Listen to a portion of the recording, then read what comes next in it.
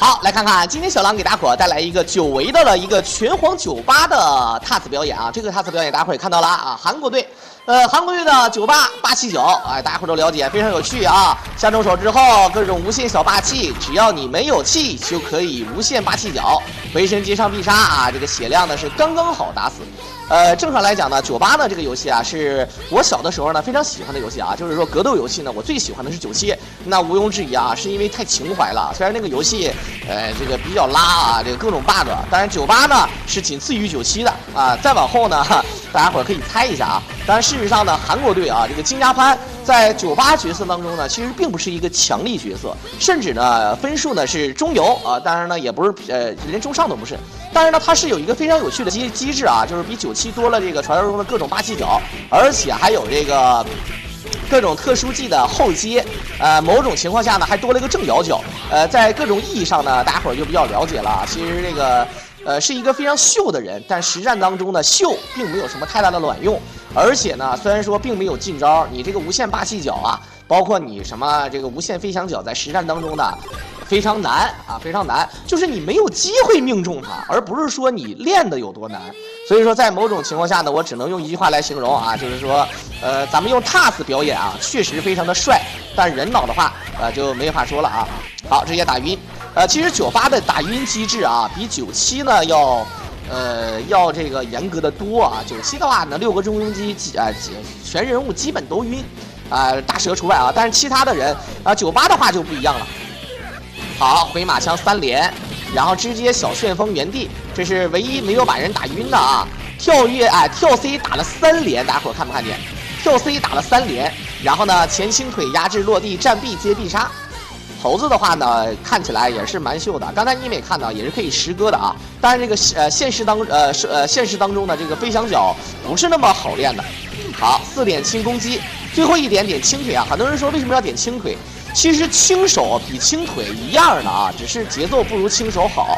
飞翔脚直接打死啊！可以看到这个蓄力这个旋风，很多人不愿意玩猴子啊，就是说他很多的招式呢都是蓄力的，比如说后前腿下上腿，后前 A， 后前手下上手，所以说觉得猴子不好操控，而且尤其是你要蓄力下上的时候呢，一定要蹲啊，对方从空中攻击你就不好整。好 ，OK， 上了大猪啊！这时候你可以看到啊，用这个金家潘啊，其实是最快的。跳地打出 counter 可以选择转球，角落，再打下重手，直接破防。他这个不是破防啊，直接破招。破招呢，接转球啊，大家伙都了解啊。接别的啊，包括接必杀，大家伙实战当中也经常看。但是接这个下上腿就离谱了呀。好的，漂亮，3点轻攻击接扑地，非常漂亮。当然他运用了克里斯。首先呢，第一点正面的站臂呢是打到对方逆向的判定，然后回身站臂再接站臂啊，因为是克里斯嘛啊，这个就比较好理解。好，直接落地一砸啊，砸不到的啊。再来骗 CD， 这个可以砸到。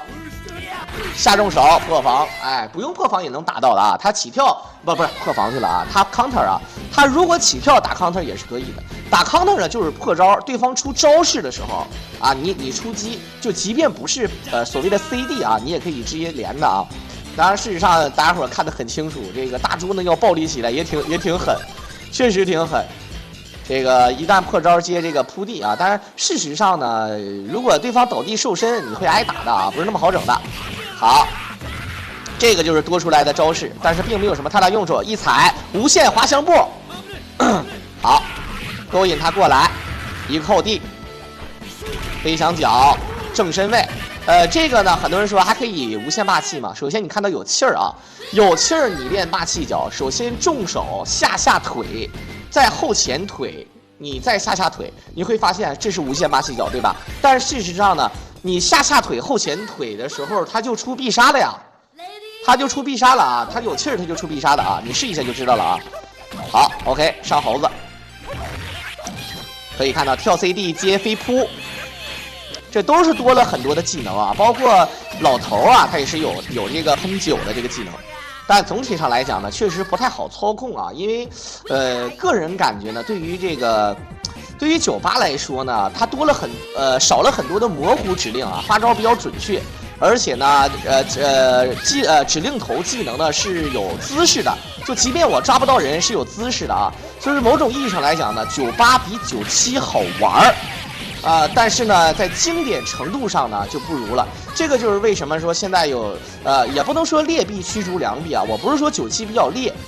因为呢，大家伙习惯了，有一些菜鸟确实手残的，包括我在内啊。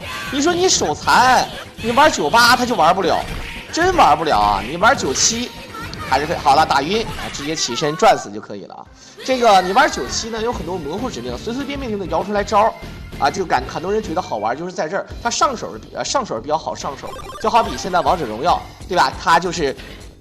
各种技能都非常简单，有秀的角色不假，但是大多数呢，为了让一些这个女大学生或者是小学生，或者说一些手残党可以玩出一些非常简单而又强力的角色可以理解吧剩下呢就交给意识了，你再简单，你再秀，它主要是没有意识你也玩不了嘛，对不对？而这个拳皇97呢就是这样的就是说随便摇一摇，而且呢97呢它的节奏还非常快，它比98快。对吧？一场抢十的比赛，97最多包王华阳也就1个多小时，1个小时05分钟、10分钟顶天了。而98呢，如果真的抢十打满的话，那真的是非常长啊。后前手狙击锤非常暴力，直接起身抓。指令头虽然说有失败动作但是一旦能抓成的话呢，就是秒抓98的话呢就是这样所以说我个人觉得在技术层面上、好玩层面上，98可以。但是呢，毕竟格斗游戏呢就是这么1v1单 v 单的。